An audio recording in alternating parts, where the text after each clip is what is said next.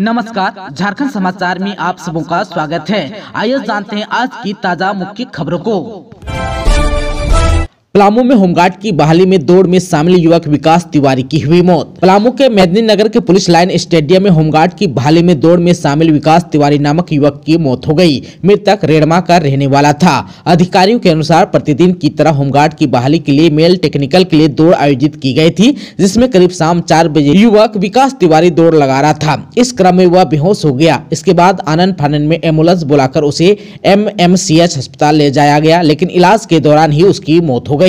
अधिकारियों के अनुसार दौड़ के क्रम में अचानक सांस फूल जाने के कारण वह बेहोश होकर गिर गया था। पुलिस मामले की छानबीन कर रही है। रांची के सिल्ली में 3 दिवसीय गुंज महोत्सव आज 18 दिसंबर से राज्यपाल CP राधाकृष्णन करेंगे उद्घाटन। रांची के सिल्ली में 3 दिवसीय गुंज महोत्सव का शुभारंभ आज 18 दिसंबर से होगा। महोत्सव का उद्घाटन बतौर मुख्य अतिथि झारखंड के राज्यपाल CP राधाकृष्णन दिन में 3 बजे करेंगे। महोत्सव को लेकर सारी तैयारियां पूरी कर ली गई है। सिल्ली स्टेडियम सज धज कर भी तैयार है। मुख्य मंच को ओडिशा के कोणार्क सूर्य मंदिर का प्रारूप दिया गया है। हाई टेंशन तार की चपेट में आने से बोकारो के ट्रक चालक की हुई मौत। राजमहल के 3 पहाड़ थाना क्षेत्र के हिसीगंज विद्यालय के पास रविवार को हाई टेंशन तार की चपेट में आने से एक ट्रक चालक की मौत हो गई। मृतक चालक सूरज कुमार यादव सेक्टर 9 बड़ा खटाल में रहता था। अस्थायी रूप से बिहार के जमुई जिला स्थित चंद्रदीप थाना क्षेत्र के रामसागर गांव का मूल निवासी था। वह बोकारो से ट्रक में सरिया लोड कर हिसीगंज के समीप दमगी टोला ले जा रहा था। हिसीगंज विद्यालय के पास ट्रक खड़ा कर ट्रक के त्रिपाल को हटाने के लिए ट्रक पर चढ़ा ही था कि उसी वक्त हाई टेंशन तार की चपेट में आ गया। घटनास्थल पर ही उसकी मौत हो गई। सूचना मिलते ही 3 पहाड़ थाना पुलिस घटनास्थल पर पहुंची। शव को कब्जे में लेकर पंचनामा कर पोस्टमार्टम के लिए अनुमंडल अस्पताल राजमहल भेज दिया। थाना प्रभारी चिंतामन रजक ने बताया करंट लगने से मौत हुई है। मामले की जांच हो रही है। इधर सेक्टर 9 स्थित बड़ा खटाल में सूचना मिलते ही कोहराम मच गया। 29 दिसंबर को 7000 युवाओं को नियुक्ति पत्र देंगे CM हेमंत सोरेन।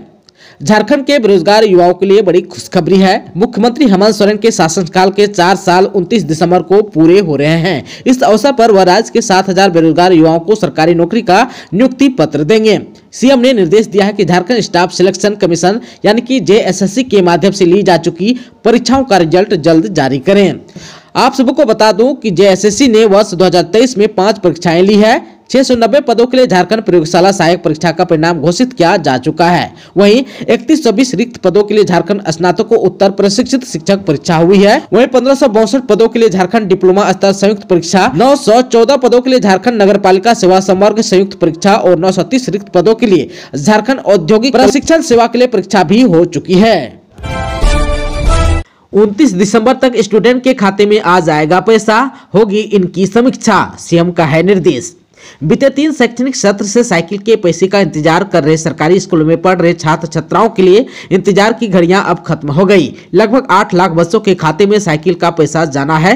CM हेमंत सोरेन के निर्देश के बाद पैसा भेजने की कार्रवाई भी शुरू कर दी गई है। कल्याण विभाग से मिली जानकारी के मुताबिक अब तक 6 लाख स्टूडेंट के खाते में साइकिल का पैसा भी भेजा जा चुका है। तकरीबन 2 लाख बच्चे ऐसे हैं जिनके खाते में पैसा नहीं गया है। आप सबको बता दूं कि 29 दिसंबर तक इनके खाते में भी पैसा भेज दिया जाएगा। आप सबको बता दूं कि 22 दिसंबर को इस मामले को लेकर समीक्षात्मक बैठक बुलाई गई है। यह बैठक आदिवासी कल्याण आयुक्त अजय नाथ झा ने बुलाई है। हर दिन साइकिल की राशि का वितरण हो रहा है और उसके आंकड़े भी आ रहे हैं। बैठक में जिलावार कितने छात्र छात्राओं को राशि दी जा चुकी है और कितने को दी जानी है, इसका आंकड़ा सामने आ सकेगा। JSSC CGL 2023 का परीक्षा से पहले 85,000 से अधिक अभ्यर्थियों के आवेदन हुआ रिजेक्ट। झारखंड कर्मचारी चयन आयोग ने JSSC CGL 2023 परीक्षा से संबंधित एक और नोटिफिकेशन जारी किया है। इस बार आयोग ने 85,000 से अधिक अभ्यर्थियों के आवेदन को रिजेक्ट कर दिया है। अब ये अभ्यर्थी झारखंड सामान्य स्नातक योग्यताधारी संयुक्त प्रतियोगिता परीक्षा 2023 नहीं दे सकेंगे। आयोग ने अलग अलग आधार पर इनके आवेदन को अस्वीकार किया है। इनमें 58,077 अभ्यर्थी ऐसे हैं जिन्होंने केवल रजिस्ट्रेशन करके छोड़ दिया था। 1000 अभ्यर्थी ऐसे हैं जिन्हें इस बार परीक्षा शुल्क नहीं देना था, लेकिन फोटो और हस्ताक्षर अपलोड करने थे, जो उन्होंने नहीं किए। वहीं 24,683 कैंडिडेट ऐसे हैं जिन्होंने रजिस्ट्रेशन भी किया और परीक्षा शुल्क भी दिया, लेकिन फोटो और हस्ताक्षर अपलोड नहीं किया। वहीं 1136 अभ्यर्थी ऐसे हैं जिनके एक से अधिक आवेदन मिले हैं। वहीं 94 अभ्यर्थियों ने क्षेत्रीय और जनजातीय भाषा का चयन नहीं किया था, जबकि 33 अभ्यर्थियों ने अपने आवेदन के आरक्षण कोटे में सुधार के बाद फीस की बाकी राशि जमा नहीं की। इन सभी के आवेदनों को आयोग ने रद्द कर दिया है। परीक्षार्थी ध्यान दें, जैक ने मैट्रिक इंटर परीक्षा का चेंज किया टाइम टेबल। साल 2024 में मैट्रिक और इंटर के परीक्षार्थी ध्यान दें, झारखंड एकेडमिक काउंसिल जैक ने मैट्रिक और इंटरमीडिएट परीक्षा के टाइम टेबल में चेंज किया है। अब एक पाली की परीक्षा में छात्र और छात्राओं को 5 मिनट का ब्रेक नहीं मिलेगा। एक पाली की परीक्षा लगातार 3 घंटा 15 मिनट की होगी। इस संबंध में जैक ने सूचना भी जारी कर दी है। आप सबको बता दें कि 6 फरवरी से 26 फरवरी 2024 तक मैट्रिक और इंटरमीडिएट की परीक्षा का आयोजन किया जाएगा। पहली पाली में मैट्रिक की परीक्षा होगी। अब सुबह 9:45 से 1 बजे तक पहली पाली की लिखित परीक्षा होगी। वहीं दूसरी पाली में इंटरमीडिएट की परीक्षा होगी। इसमें 2 बजे से 5:15 तक लिखित परीक्षा होगी। आप सबको बता दूं कि पूर्व में OMR सीट की परीक्षा के आधार पर शेड्यूल जारी किया गया था, जिसमें एक पाली की परीक्षा के बीच में 5 मिनट का ब्रेक निर्धारित था। अब जब OMR सीट पर परीक्षा ही नहीं होगी तो 5 मिनट का ब्रेक नहीं दिया जाएगा। मैट्रिक की परीक्षा का संचालन प्रश्न सह उत्तर पुस्तिका के माध्यम से और इंटरमीडिएट की परीक्षा का संचालन 24 पेज की सादी उत्तर पुस्तिका के माध्यम से होगी। आप सबको बता दो कि परीक्षा में 30% अंकों के बहुविकल्प प्रश्न, 50% अंकों के लघु उत्तरीय और दीर्घ उत्तरीय प्रश्न और 20 अंकों के आंतरिक मूल्यांकन होगा। वहीं बहुविकल्प प्रश्न के 4 विकल्प होंगे। उत्तर पुस्तिका में प्रश्न संख्या के साथ साथ उसके उत्तर A, B, C और D लिखना होगा और विकल्प में दिए सही उत्तर को लिखना होगा। झारखंड के कई इलाकों में आज से चलेगी शीतलहर। झारखंड में मौसम का मिजाज बदल रहा है। कई इलाकों में शीतलहर की चेतावनी मौसम विभाग ने जारी की है। भारत मौसम विज्ञान विभाग के रांची स्थित मौसम केंद्र के प्रमुख अभिषेक आनंद ने बताया कि प्रदेश में 18 और 19 सितंबर को कुछ जगहों पर शीतलहर की संभावना है। उन्होंने बताया कि सुबह में कोहरा या धुंध छाया रहेगा, बाद में आसमान साफ रहेगा, मौसम भी शुष्क रहेगा। मौसम केंद्र के प्रमुख ने यह भी कहा है कि आने वाले दिनों में न्यूनतम तापमान में 2 से 3 डिग्री की गिरावट हो सकती है। इसकी वजह से ठंड बढ़ेगी। मौसम विभाग ने येलो अलर्ट जारी करते हुए कहा कि 18, 19 और 20 दिसंबर को झारखंड के पश्चिमी तथा निकटवर्ती मध्य भागों में कहीं-कहीं शीतलहर चलने की संभावना है। राजधानी रांची का तापमान घटकर 6 डिग्री रह जाने का अनुमान है। मौसम केंद्र ने बताया कि 18 दिसंबर को रांची और इसके आसपास के कई इलाकों का अधिकतम तापमान 24 डिग्री से घटकर 21 डिग्री हो जाने का अनुमान है। वहीं न्यूनतम तापमान 8 डिग्री सेंटीग्रेड से घटकर 6 डिग्री सेंटीग्रेड रह जाने का अनुमान है। वहीं मौसम केंद्र के प्रमुख ने बताया कि पिछले 24 घंटे के दौरान राज्य में सबसे अधिक उच्चतम तापमान चाईबासा में और सबसे कम न्यूनतम तापमान गढ़वा में रिकॉर्ड किया गया। चाईबासा का उच्चतम तापमान 28.8 डिग्री सेंटीग्रेड और गढ़वा का न्यूनतम तापमान 6.7 डिग्री सेंटीग्रेड दर्ज किया गया।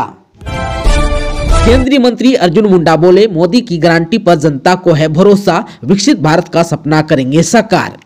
झारखंड के खारसवा के बिटापुर और चिल्कू पंचायत सचिवालय में रविवार को विकसित भारत संकल्प यात्रा के तहत कार्यक्रम का आयोजन किया गया। कार्यक्रम को संबोधित करते हुए केंद्रीय मंत्री अर्जुन मुंडा ने कहा कि प्रधानमंत्री नरेंद्र मोदी ने 2047 तक जिस विकसित भारत की परिकल्पना की है, उसे साकार करने में सभी देशवासियों की महत्वपूर्ण भूमिका होगी। उन्होंने विकसित भारत संकल्प यात्रा की शुरुआत की थी, जिसका उद्देश्य ऐसे लोगों तक पहुंचना जो अब तक सरकार की योजनाओं से नहीं जुड़ पाए हैं, ताकि मोदी की गारंटी वाली योजनाओं का लाभ 100% लोगों को मिल सके। उन्होंने कहा कि भारत विश्व की 5वीं सबसे बड़ी अर्थव्यवस्था बन गई है। दुनिया में भारत का डंका बज रहा है। उन्होंने कहा कि एक भारत श्रेष्ठ भारत की परिकल्पना को साकार करना है। देश की जनता मोदी की गारंटी पर भरोसा जता रही है। मोदी है तो मुमकिन है। गांव मजबूत बनेगा तो देश सशक्त होगा और 2047 में भारत संपूर्ण विकसित कहलाएगा।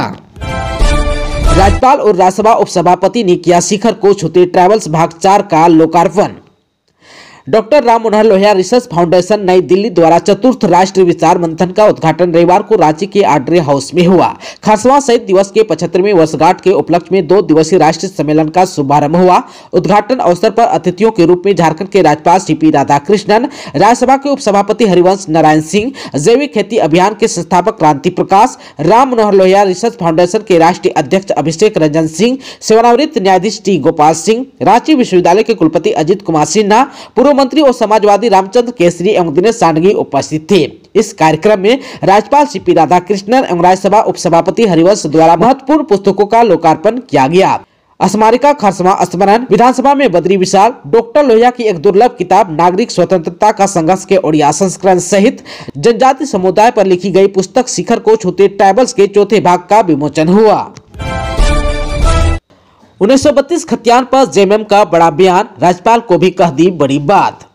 स्थानीयता से संबंधित विधेयक को वर्तमान सरकार उसी स्वरूप में राज्यपाल को भेजेगी और दूसरी बार राज्यपाल को इसकी मंजूरी देना संवैधानिक बाध्यता होगी। उक्त बातें झामुमो के महासचिव सह प्रवक्ता सुप्रियो भट्टाचार्य ने झामुमो कार्यालय में आयोजित प्रेस कॉन्फ्रेंस में कही। उन्होंने कहा कि राजभवन से मिली सलाह और संदेह में एक बड़ा राजनीतिक संदेश है। उन्होंने कहा कि यह कोई राजनीतिक मुद्दा नहीं है, हमारी पहचान से यह जुड़ा हुआ है। श्री भट्टाचार्य ने कहा कि हम लोगों ने निर्णय लिया है कि चालू सत्र में पुनः इस विधेयक को लाएंगे। यह सर्वसम्मति से पारित विधेयक था। उन्होंने कहा कि यह कोई तरीका नहीं है कि एक साल तक किसी विधेयक पर राज्यपाल कुंडी मारकर बैठे रहें। सरना धर्म के विधेयक को भी लटका कर रखा गया है। उन्होंने कहा कि स्थानीयता विधेयक झारखंड की पहचान से जुड़ा मामला है। सबसे ज्यादा उपेक्षित यहाँ के आदिवासी और मूलवासी होते आए हैं। इसी के लिए तो अलग राज्य की लड़ाई भी थी। इस लड़ाई को हम कमजोर कैसे करेंगे? हम हर हाल में उस कमिटमेंट को पूरा करेंगे।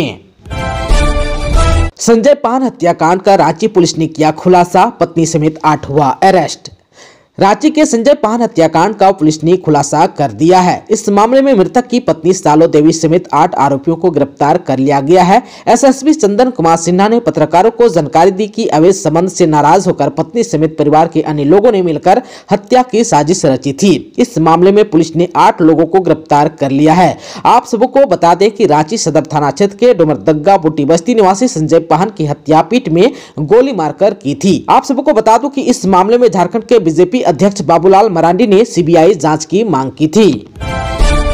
10 लाख से अधिक के सोने चांदी के जेवरात और केस की चोरी, जांच में जुटी है पुलिस।